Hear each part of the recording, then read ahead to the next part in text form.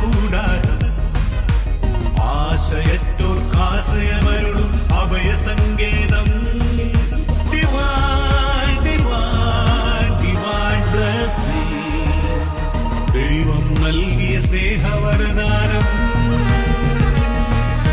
Divine, divine, divine.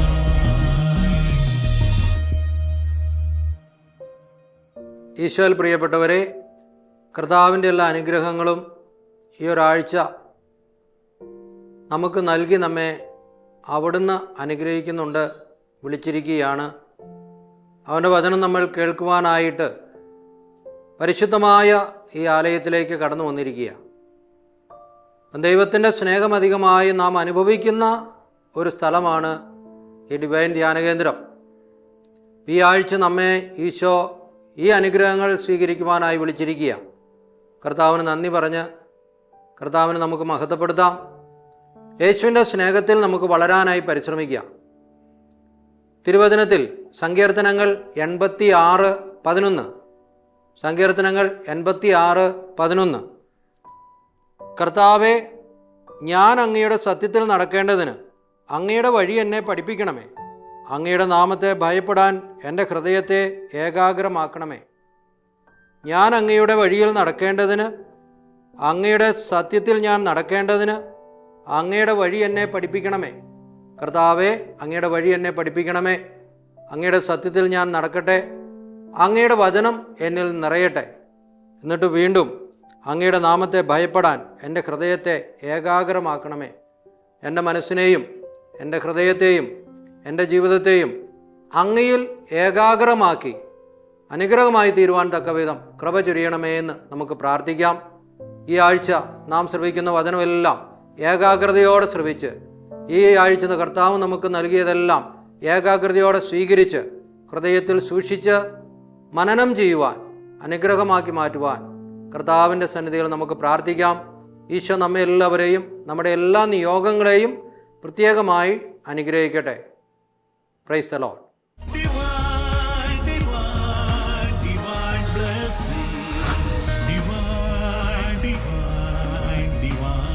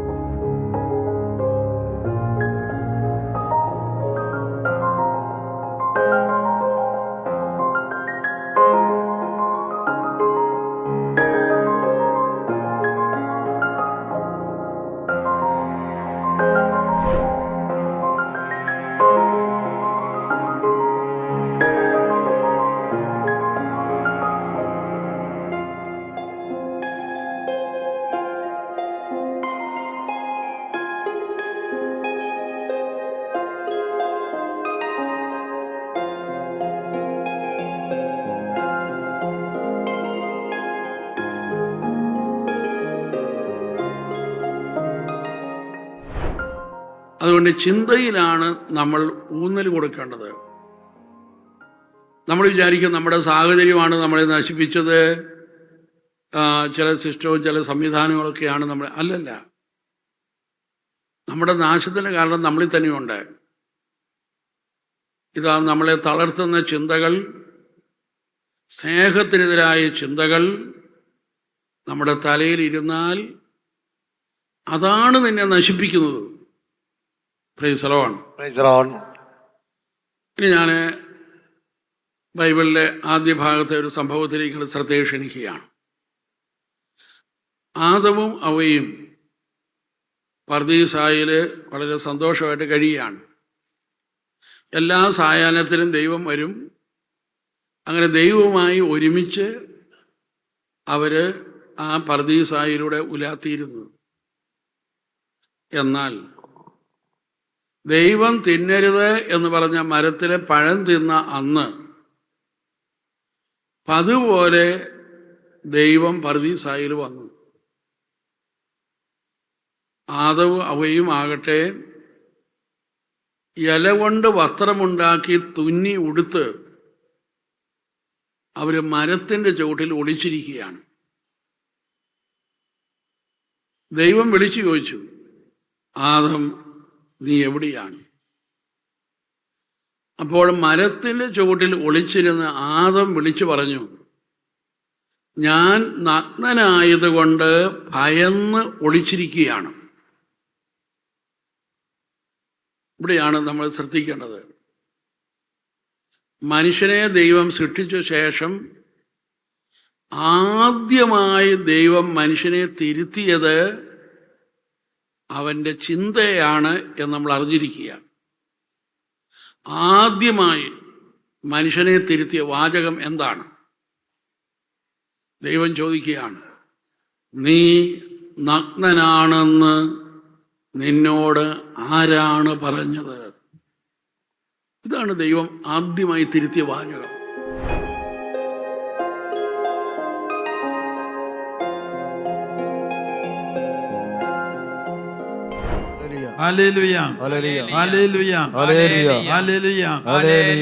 വെളിപാട് ബൈബിളിലെ അവസാനത്തെ പുസ്തകമാണ് വെളിപാട് 1:17-18.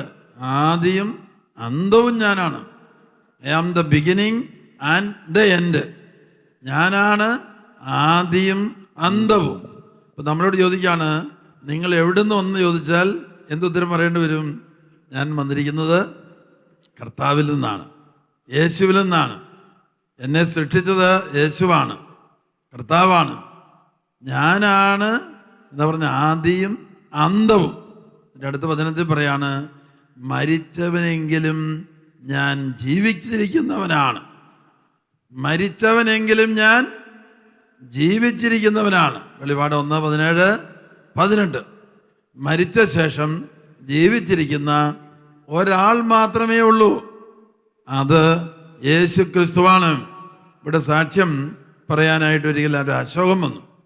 അശോകൻ പോട്ട കൺവെൻഷന് സാക്ഷ്യം പറഞ്ഞപ്പോഴാണ് ഞാൻ അവനെ കണ്ടത് ആദ്യമായിട്ട്. അവന് കിഡ്നിയുടെ അസുഖമായിട്ടുള്ള ആശുപത്രികളിലെല്ലാം പോയി. വടക്കേ മലബാറിൽ, കാസർഗോഡ്, ഇങ്ങനെ എല്ലായിടത്തും പോയി. അവസാനമാണ് തിരിച്ചറിയുന്നത് അവന് ഒരു കിഡ്നിയേ ഉള്ളൂ എന്നും ആ ഒരു കിഡ്നി 80-84% സുഖക്കേട് പിടിച്ച കിഡ്നിയാണെന്നും. അപ്പോൾ ആർക്കും അവനെ സുഖപ്പെടുത്താൻ പറ്റില്ലാത്ത അവസ്ഥയിൽ ഡിവൈൻ ധ്യാന കേന്ദ്രത്തിൽ ധ്യാനം കൂടിയ ഏതാനും പേര് വളരെ സ്നേഹത്തോടെ അവനോട് എന്ന് പറഞ്ഞു, അവിടെ ഒരുപാട് രോഗശാന്തികളൊക്കെ നടക്കുന്നുണ്ട്, ഞങ്ങൾ വേണമെന്ന് ഇനി അവിടെ കൊണ്ടുപോകാം. അവന് സമ്മതമാണെന്ന് പറഞ്ഞു. അവനെ ഒരു ആംബുലൻസ് കയറ്റി ഈ പാലിയേറ്റീവ് കെയർ കൊണ്ടേ അവരിറക്കി. ധ്യാനത്തിൻ്റെ 4ാമത്തെ ദിവസം വിശുദ്ധ കുർബാനയുടെ ആരാധനയുടെ സമയത്ത് പ്രകാശത്തിൻ്റെ രൂപത്തിൽ ഒരു മനുഷ്യൻ ആരാധനയിൽ നിന്ന് ഇറങ്ങി പുറത്തോട്ട് വന്ന് നടന്ന് ആ കിടപ്പ് രോഗിയുടെ അടുത്ത് ചെന്നു. എന്നിട്ട് അവനോട് എഴുന്നേക്കാൻ പറഞ്ഞു. അവൻ എഴുന്നേറ്റു. കൈവെക്കാൻ പറഞ്ഞു. അവൻ കൈപൊക്കി. ഇപ്പോൾ വർഷങ്ങളായിട്ട് കിഡ്നി രോഗമില്ല. അവൻ ആൾക്കാരെ ധ്യാനമന്ദിരത്തിൽ കൊണ്ടുവരുന്ന ആളാണ്. എൻ്റെ പേര് ലിസി. ഞങ്ങൾ മംഗലാപുരത്തു നിന്ന് വരുന്നതാണ്. ഞങ്ങൾ ഒത്തിരിയേറെ വിഷമം കൊണ്ട് വന്ന മനുഷ്യരാണ്. ഇവിടെ വന്നു കഴിഞ്ഞപ്പോൾ ഞങ്ങൾക്ക് ഒത്തിരി ആശ്വാസം കിട്ടി. ഞങ്ങളുടെ കുടുംബത്തിലൊരു വല്ലാത്തൊരു അനർത്ഥങ്ങളുണ്ടായിരുന്നു. ആ വിഷമത്തോടു കൂടിയാണ് ഞങ്ങളിവിടെ വന്നത്. എൻ്റെ മകളുടെ ഭർത്താവ് മരിച്ചുപോയി. ആ വിഷമം താങ്ങാനാവാതെ ഞങ്ങളിവിടെ വന്നതാണ്. ഇവിടെ വന്ന് അച്ഛൻ്റെ പ്രസംഗങ്ങളും അച്ഛൻ്റെ വാക്കുകളെല്ലാം കേട്ട് ഞങ്ങൾക്ക് ഒത്തിരി മനസ്സിന് സമാധാനം ഉണ്ടായി. ഒത്തിരി നല്ല വാക്കുകളാണ് ഞങ്ങൾക്ക് കേൾക്കാൻ കിട്ടുന്നതും ഞങ്ങൾക്ക് ആശ്വാസത്തിൻ്റെ ഒത്തിരി വാക്കുകളാണ് കിട്ടുന്നത്. പക്ഷെ മകൻ മരിച്ചു പോയതിൻ്റെ വിഷമം ഞങ്ങൾക്ക് താങ്ങാൻ മേലാതെയായിരുന്നു. ഇപ്പോൾ ഒത്തിരി ആശ്വാസം കിട്ടി ഞങ്ങൾക്ക്. ദൈവം അനുഗ്രഹിക്കട്ടെ. ഞങ്ങൾക്ക് ഈ വാക്കുകളും ആശ്വാസ വാക്കുകളെല്ലാം പറഞ്ഞു തന്ന അച്ഛന്മാർക്കും ബ്രദേഴ്സിനും എല്ലാം ദൈവം ഒത്തിരി അനുഗ്രഹം നൽകട്ടെ എന്ന് പ്രാർത്ഥിക്കുകയാണ് ഞങ്ങൾ. എൻ്റെ ഇന്നലകൾ ജീവിതത്തിൽ ചിലപ്പോൾ ചില അമ്മ മകളോട് പറയും, ഓ അവൾ എങ്ങനെയായിട്ടും ജയിക്കാൻ പോകുന്നില്ല, ശരിയാൻ പോകുന്നില്ല. അല്ലെങ്കിൽ മകനോട് പറയും, അല്ലെങ്കിൽ നാട്ടുകാരെ ചില വ്യക്തികളെക്കുറിച്ച് പറയും, നീ കഴിഞ്ഞ നാളുകൾ നിൻ്റെ ഏതെങ്കിലും സ്വഭാവ പ്രത്യേകതകൾ, കടബാധ്യത, ജീവിത തകർച്ച, ശാരീരിക രോഗം, ഇനി അയാളെ എവിടെ കൊണ്ട് ചികിത്സിച്ചാലും ആ രോഗം സുഖപ്പെടാൻ പോകുന്നില്ല. ഇനി ഏതെല്ലാം രീതി നോക്കിയാലും അയാൾ ആ കടബാധ്യത രക്ഷപ്പെടാൻ പോകുന്നില്ല, ആ തകർച്ചയിൽ നിന്ന് രക്ഷപ്പെടാൻ പോകുന്നില്ല. സഹോദര സഹോദരി, ഇന്നലകളിലെ നിന്റെ ജീവിതത്തിലെ ഏതെങ്കിലും കാര്യത്തിലേക്ക് നോക്കി നാട്ടുകാരോ വീട്ടുകാരോ അയലക്കാരോ കുടുംബക്കാരോ ഒരു കാലത്തും നന്നായല, സുഖപ്പെടിയല, രക്ഷപ്പെടിയല, ഉപേക്ഷിക്കാൻ പറ്റിയല എന്നൊക്കെ പറഞ്ഞ് നിന്നെ മാറ്റി നിർത്തിയെങ്കിൽ ആ നിന്നെയാണ് കർത്താവ് ഇവിടെ കൊണ്ടുവന്നത്. എന്തിനു വേണ്ടിയിട്ട്? ഏതെല്ലാം വ്യക്തികളാണോ നിന്നെ നോക്കി ശരിയായാല, സുഖപ്പെടിയാല, നന്നായാല, രക്ഷപ്പെടിയാല എന്നെല്ലാം പറഞ്ഞത്, ആ പറഞ്ഞ നിന്നെ നോക്കിയാണ് കർത്താവ് ഇവിടെ കാത്തിരിക്കുന്നത് എന്ന സത്യം നിനക്ക് കിട്ടാൻ വേണ്ടിയാണ്. Praise the Lord. Praise the Lord. ഇനി അടുത്ത കാര്യം എന്താണെന്നറിയാവോ? ഈ സ്ത്രീ തെരഞ്ഞെടുത്ത സമയം, ആ കിണറ്റൻകരയിൽ വരാനായിട്ട് തെരഞ്ഞെടുത്ത സമയം ആരും വരാൻ സാധ്യതയില്ലാത്തൊരു സമയമാണ്. അപ്പോൾ എന്താ, ഞാൻ ഈ ചെയ്യുന്നത്, ഞാൻ ഈ പറയുന്നത്, ഞാൻ ഈ പ്രവർത്തിക്കുന്നത് ആര് കാണിയല, ആര് കാണിയേല എന്ന് കരുതി നീ ഏതെങ്കിലും ഒരു തെറ്റ് ചെയ്താൽ, ഒരു പാപം ചെയ്താൽ, ഒരു അവിശ്വസ്തത കാണിച്ചാൽ അവിടെ നിന്നെ കാണുന്ന, നോക്കുന്ന, ശ്രദ്ധിക്കുന്ന കണ്ണുകളാണ് യേശുവിൻ്റെ കണ്ണുകൾ എന്ന ബോധ്യം നിനക്ക് തരാൻ. ഹല്ലേലൂയ.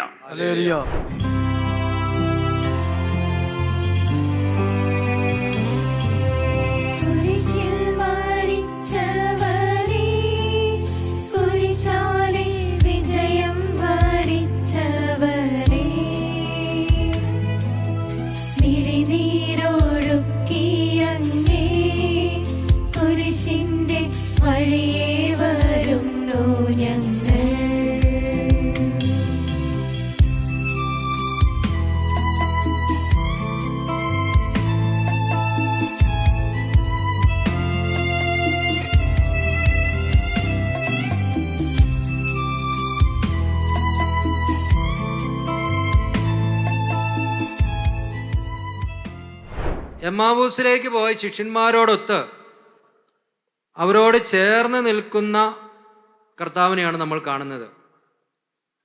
അപ്പോൾ യേശു അവരോട് ചേർന്ന് നിന്ന് ചെയ്ത ചില കാര്യങ്ങളാണ് നമ്മളിവിടെ കാണുന്നത്. അതായത്, അവർ എത്തേണ്ടിയിരുന്ന ഗ്രാമത്തോടടുത്തു. അവനാവട്ടെ യാത്ര തുടരുകയാണെന്ന് ഭാവിച്ചു. അവർ അവനെ നിർബന്ധിച്ചു. ഇങ്ങനെയാണിത് വായിക്കുന്നത്. ഇതെല്ലാം കഴിഞ്ഞിട്ട് 30-ാമത്തെ തിരുവചനം നമുക്കൊന്ന് വായിക്കാം. ലൂക്ക 24:30. ബൈബിൾ തുറന്ന് നമുക്കെല്ലാവർക്കും ഒരുമിച്ച് ഈ തിരുവചനം ഒന്ന് വായിക്കാം. അവരോടൊപ്പം ഭക്ഷണത്തിനിരുന്നപ്പോൾ അവൻ അപ്പമെടുത്ത് ആശീർവദിച്ച് മുറിച്ച് അവർക്ക് കൊടുത്തു. ഹല്ലേലൂയ. അവൻ അവരോടൊപ്പം ഭക്ഷണത്തിനിരുന്നപ്പോൾ യേശു അപ്പമെടുത്ത് ആശീർവദിച്ച് മുറിച്ച് അവർക്ക് കൊടുത്തു. ഈശോ ചെയ്ത ഒരു കാര്യമാണ് ഇവിടെ നമ്മൾ കാണുന്നത്. അവനൊരപ്പമെടുത്ത് ആശീർവദിച്ച് മുറിച്ച് അവർക്ക് നൽകുകയാണ്. ഹല്ലേലൂയ. ശിഷ്യന്മാർക്ക് അത് യേശുവാണെന്ന് മനസ്സിലായായിരുന്നു? അപ്പോ ഇല്ല. അതുവരെ യേശുവാണ് എന്ന ബോധ്യമൊന്നും അവർക്ക് ഉണ്ടായിട്ടില്ല. അവരിങ്ങനെ കുറേ കാര്യങ്ങളൊക്കെ പറയുക, ആ ദിവസങ്ങളിൽ സംഭവിച്ച കാര്യങ്ങളാണ് എന്ന് പറഞ്ഞ് അവരിങ്ങനെ പറഞ്ഞുകൊണ്ടിരിക്കുക. എന്നാൽ പ്രിയപ്പെട്ടവരെ, യേശു അപ്പമെടുത്ത് ആശീർവദിച്ച് മുറിച്ച് അവർക്ക് നൽകി കഴിഞ്ഞപ്പോൾ അവിടെ മാറ്റം സംഭവിക്കുകയാണ്. ഹല്ലേലൂയ. എൻ്റെ പേര് മരിയ. ഇത് എൻ്റെ ഹസ്ബൻഡ്. ഞാൻ വരുന്നത് ഇടുക്കി മൂന്നാറിലിരുന്ന. ഇതെനിക്ക് 2ാമത്തെ പ്രാവശ്യം. ആദ്യ പ്രാവശ്യം വന്നപ്പോൾ എനിക്ക് കുറേ പ്രശ്നം ഉണ്ടായിരുന്നു. ഭയങ്കര സങ്കടത്തിലും കറച്ചില്ല വന്നേ. ഈ പ്രാവശ്യം വന്നപ്പോൾ ഞാൻ ഭയങ്കര സന്തോഷത്തിലാണ് വന്നേ. എനിക്ക് എൻ്റെ ജീവിതത്തിൽ നടന്ന മാറ്റം കാരണം ഞാൻ പിന്നെ ഒരു പ്രാവശ്യം ഇവിടെ വന്നേ. നമ്മളുടെ ജീവിതത്തിൽ എന്ത് പ്രശ്നമാണെങ്കിലും ഡിവൈനിൽ വന്നാൽ നമുക്ക് എല്ലാം ശരിയാകും എന്ന് ഞങ്ങൾക്കൊരു ഉറപ്പ് കർത്താവ് ഞങ്ങൾക്ക് നൽകി. നമ്മൾ ദൈവത്തിന്റെ ഛായയിലും സദൃശത്തിലും സൃഷ്ടിക്കപ്പെട്ട ദൈവത്തിന്റെ മക്കളാണ്, മഹനീയ സൃഷ്ടികളാണ്. അതുകൊണ്ട് നമ്മൾ നമ്മളെ ബഹുമാനിക്കണം. നമുക്കൊരു വിലയുണ്ട്. ഒരു വ്യക്തിയെ സംബന്ധിച്ചിടത്തോളം ആ വ്യക്തിക്ക് ഏറ്റവും വലുത് സ്വർണമല്ല. അമ്മച്ചേ, സ്വർണ്ണമല്ല. ഇനി വേറെ എന്തെങ്കിലും സ്ഥാവര ജംഗമ വസ്തുക്കളൊന്നുമല്ല. നമുക്ക് ഏറ്റവും വിലയുള്ളത് നമ്മുടെ ആത്മാവാണ്. ആണോ? കിഡ്നി പോയാലും മാറ്റിവെക്കാം, എന്തിന് ഹാർട്ട് പോയാൽ പോലും മാറ്റിവെക്കാൻ സംവിധാനങ്ങൾ ഉണ്ട്. ആത്മാവ് പോയാൽ പിന്നെ ആ ആത്മാവിൻ്റെ ട്രാൻസ്പ്ലാന്റേഷൻ കണ്ടുപിടിച്ചിട്ടില്ല. അപ്പം നമുക്കുള്ളതേ ഉള്ളൂ, അത് പോയാൽ പോയി.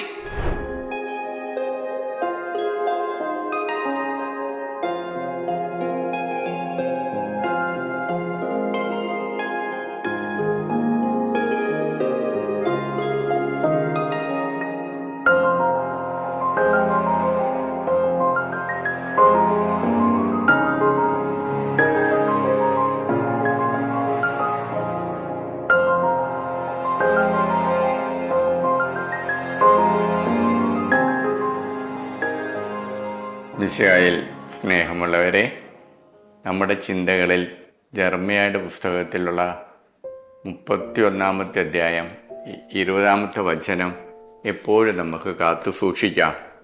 എഫ്രായിം എൻ്റെ വത്സലപുത്രനല്ലേ, എൻ്റെ ഓമനക്കുട്ടൻ. അവന് വിരോധമായി പെരുമാറുമ്പോഴെല്ലാം അവൻ്റെ സ്മരണ എന്നിൽ ഉദിക്കുന്നു. എൻ്റെ ഹൃദയം അവന് വേണ്ടി തുടിക്കുന്നു. എനിക്ക് അവനോട് നിസ്സീമമായ കരുണ തോന്നുന്നു. കർത്താവ് അരുളി ചെയ്യുന്നു. നമ്മുടെ ജീവിതത്തിലെ ഓരോ നിമിഷങ്ങളും നമ്മുടെ ഈശോയുടെ ഹൃദയം തുടിച്ചുകൊണ്ടിരിക്കുകയാണ്. പാപത്തിൽ വീഴാതെ എപ്പോഴും വിശുദ്ധിയോടുകൂടി ഈശോയുടെ ആത്മാവിനോട് ചേർന്നുകൊണ്ട് ആയിരിക്കാൻ. അതിനു വേണ്ടിയിട്ടല്ലേ മക്കളെ നമുക്ക് വേണ്ടി ഈശോ കാൽവരിയിൽ നമുക്ക് വേണ്ടിയിട്ട് ജീവത്യാഗം ചെയ്ത് നമുക്ക് രക്ഷ നൽകിയത്. അതുകൊണ്ട് ഇനിയുള്ള ദിവസങ്ങളിൽ കൂടുതൽ വിശുദ്ധിയോടെ നല്ല ഫൽകൃത്യങ്ങൾ ചെയ്തുകൊണ്ട് പ്രാർത്ഥനയോടെയും അപേക്ഷകളോടെയും ജീവിതം നയിക്കാൻ നമുക്ക് ശ്രമിക്കാം. ഈ ധ്യാനകേന്ദ്രത്തിൽ തമിഴും മലയാളവും തെലുഗും ആളുകൾ വന്നുകൊണ്ടിരിക്കുകയാണ്. അതോടൊപ്പം തന്നെ ഇവിടെ വരാനിരിക്കുന്ന എല്ലാ മക്കൾക്കും വേണ്ടി പ്രാർത്ഥിക്കാം. അനേകം പേര് ദൈവത്തിൽ കൂടുതൽ അടുത്തുകൊണ്ട് ഈശോയുടെ സ്നേഹം, നമുക്ക് വേണ്ടി തുടിക്കുന്ന ഹൃദയത്തിൻ്റെ സ്നേഹം, ആ കരുണ അനുഭവിക്കാൻ നമുക്ക് ശ്രമിക്കാം. ഈശോ തമ്പുരാൻ എല്ലാവരെയും അനുഗ്രഹിക്കട്ടെ. ഈശോ മിശിഹായ്ക്കും സ്തുതിയായിരിക്കട്ടെ. എൻ്റെ പേര് സ്റ്റെഫി. ഞാൻ എറണാകുളം അങ്കമാലി അതിരൂപതയിലെ അങ്കമാലിയിൽ നിന്ന് വരുന്നു. ഇതെൻ്റെ അമ്മയാണ്. ഞങ്ങളിപ്പോൾ ഇവിടെ ഒരാഴ്ച ധ്യാനം കൂടി. ഇവിടെ ആന്തരിക സൗഖ്യ ആരാധനയിൽ നല്ലൊരു അനുഭവമായിരുന്നു.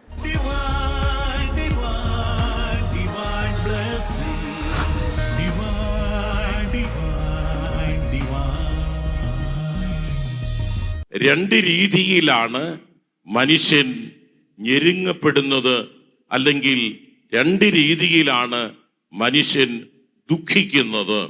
ജ്ഞാനം എന്ന് പറഞ്ഞൊരു പുസ്തകമുണ്ട്. ജ്ഞാനത്തിന്റെ പുസ്തകം 11-ാം അധ്യായം 12-ാമത്തെ വചനം. രണ്ട് വിധത്തിൽ ദുഃഖം അവരെ കീഴ്പ്പെടുത്തി. അപ്പൊ ദുഃഖം മനുഷ്യനെ കീഴ്പ്പെടുത്തുക എന്ന് പറഞ്ഞാൽ ദുഃഖത്തിന്റെ അടിമയായി തീരുക. അതായത് നമ്മളെ ഒരു വ്യക്തി കീഴ്പ്പെടുത്തി എന്ന് പറഞ്ഞാൽ ആ വ്യക്തിയുടെ അടിമയാണ്. അപ്പൊ നമ്മൾ ദുഃഖത്തിന്റെ അടിമയാണ്.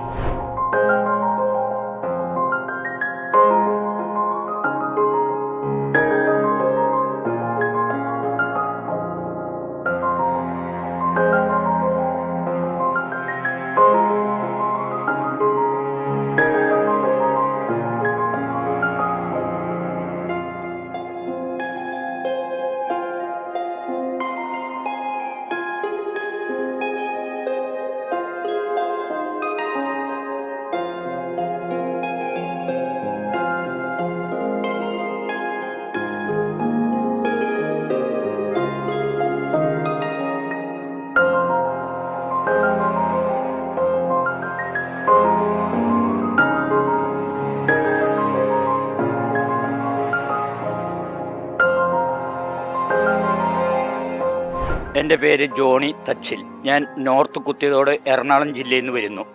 ധ്യാനം വളരെ നന്നായിരിക്കുന്നു. കുടുംബത്തെപ്പറ്റിയും എങ്ങനെ ജീവിക്കണം എന്നുള്ള ഭാവിയെപ്പറ്റിയും ധ്യാനത്തിൻ്റെ അനന്തരഫലമായി കൂടുതൽ സമാധാനവും സന്തോഷവും ആശ്വാസവും ലഭിച്ചു. ഇതാ ഞാൻ നിന്നെ എൻ്റെ ഉള്ളം കയ്യിൽ രേഖപ്പെടുത്തി വച്ചിരിക്കുകയാണ്. Praise the Lord. നമ്മളെ പറ്റിയുള്ള ദൈവത്തിൻ്റെ ആ മനസ്സ് ഇത് വെറുതെ പറഞ്ഞു പോകാനുള്ള വചനങ്ങളൊന്നുമല്ല പ്രിയപ്പെട്ടവരെ. എന്തോരം അനുഭവങ്ങളിലൂടെയാണ് ഞാൻ 36 കൊല്ലമായി സുവിശേഷം പ്രസംഗിക്കുമ്പോൾ എന്തുമാത്രം ആളുകളോട് ഈ വചനം പറയുമ്പോൾ ആ വ്യക്തികൾക്കുണ്ടാകുന്ന മാറ്റം അനുഭവമൊക്കെ കണ്ണിൽ കാണാനായിട്ട് ഇടയായിട്ടുണ്ട്. യേശുവിൻ അമ്മേ മാതാവേ, അരുമസുതർക്ക് ആലംബമേ, ഇരു കൈകൾ നീട്ടി നീ വിളിക്കുന്നത് ഞങ്ങളെ അല്ലയോ, ഇരു കൈകൾ നീട്ടി നീ വിളിക്കുന്നത് ഞങ്ങളെ അല്ലയോ. ഹല്ലേലൂയ. ഹല്ലേലൂയ. ഞാൻ ആരാണ് എന്ന് എന്നെ മനസ്സിലാക്കുന്നതിൻ്റെ പേരാണ് മാനസാന്തരം. സ്നേഹിക്കാത്തതാണ് പാപം. അത് നിങ്ങൾ പാപത്തിൻ്റെ ക്ലാസ്സിൽ പഠിക്കും. ഞാനിതിങ്ങനെ പറഞ്ഞു എന്ന് മാത്രമേ ഉള്ളൂ. അപ്പം ഞാൻ എന്നെക്കുറിച്ച് മനസ്സിലാക്കാത്തതിൻ്റെ പോരായ്മ നികത്താൻ വന്നതാണ് ഡിവൈൻ ധ്യാന കേന്ദ്രത്തിൽ. എൻ്റെ പേര് ലില്ലി. ഞാൻ കല്ലൂരിൽ നിന്ന് വരുന്നു. എൻ്റെ മകളാണിത്. ഞങ്ങൾ പ്രതീക്ഷിക്കാണ്ട് പെട്ടെന്നൊന്നൊരു ധ്യാനമാണ്. എങ്കിലും ഞങ്ങൾക്ക് ഇത് ഒരു ആന്തരിക സൗഖ്യ ധ്യാനം കൂടിയായിരുന്നു. ഒരുപാട് കാര്യങ്ങൾ ഇതിൽ നിന്ന് അറിയാൻ പറ്റി. ദൈവത്തിന് നന്ദി, ദൈവത്തിന് സ്തോത്രം. ഹല്ലേലൂയ. ദൈവത്തിൻ്റെ വചനത്തിലേക്ക് നമ്മെ ഒന്ന് വെച്ചു കൊടുത്താൽ നമ്മുടെയിലുള്ള സകല മാലിന്യങ്ങളെയും മാറ്റിക്കളഞ്ഞ് ഒരു പുതിയ സൃഷ്ടിയാക്കി പുറത്തെടുക്കും. അതാണ് വചനത്തിൻ്റെ കഴിവ്. അതുകൊണ്ട് 1 പത്രോസ് 1-ാം-അധ്യായം-23 എടുക്കാം. വീണ്ടും ജനിച്ചിരിക്കുന്നത് നശ്വരമായ ബീജത്താലല്ല, അനശ്വരമായ ബീജത്താലാണ്, സജീവവും സനാതനവുമായ ദൈവവചനത്തിൽ നിന്ന്.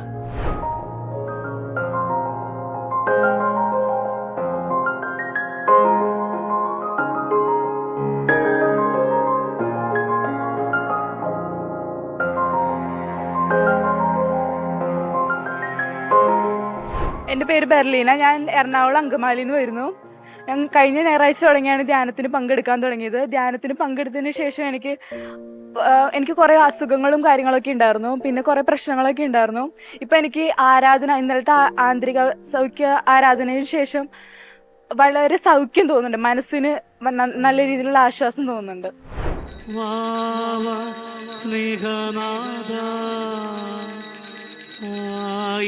ഹൃദയം തേടിയിടും സ്നേഹമേ നീ വാ യേശുനാഥ.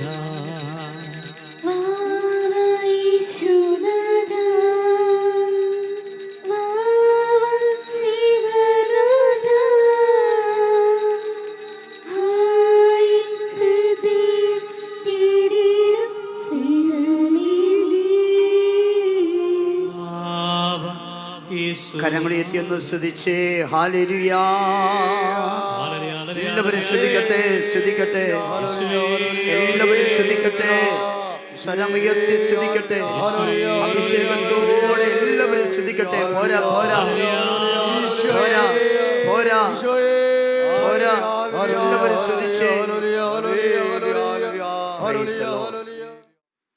ഉത്തിതനായ ഈശോ ശിഷ്യന്മാരോട് പറയുന്നില്ലേ, യോഹന്നാൻ 20, 21, 23, നിങ്ങൾ ആരുടെ പാപങ്ങൾ ക്ഷമിക്കുന്നു ക്ഷമിക്കപ്പെട്ടിരിക്കും, ആരുടെ പാപം മോചിക്കുന്നു മോചിക്കപ്പെട്ടിരിക്കുന്നു.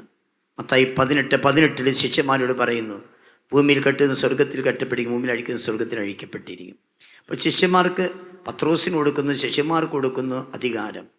ഈ അധികാരത്തിൻ്റെ ആ ദൈവശാസ്ത്രപരമായ വശം പൗലോസ് അപ്പോസ്തലൻ പറയുന്നുണ്ട്. 2 കൊരിന്തോസ് 5, 17, 19. അവിടെ ഇങ്ങനെയാണ് എഴുതിയിരിക്കുന്നത്. പൗലോസ് അപ്പോസ്തലൻ പറയുക, പിതാവായ ദൈവം ഞങ്ങളുടെ ആദ്യം ഞങ്ങൾക്ക് പാപക്ഷമ തന്നു, എന്നിട്ട് ഞങ്ങൾക്ക് അധികാരം നൽകിയിരിക്കുക. അപ്പോസ്തലൻ പറയുക, ഞങ്ങൾ ക്രിസ്തുവിൻ്റെ സ്ഥാനപതികളാണ്. ഞങ്ങൾ വഴി ദൈവം നിങ്ങളോട് അഭ്യർത്ഥിക്കുന്നു, നിങ്ങൾ അനുരഞ്ജനപ്പെടുക.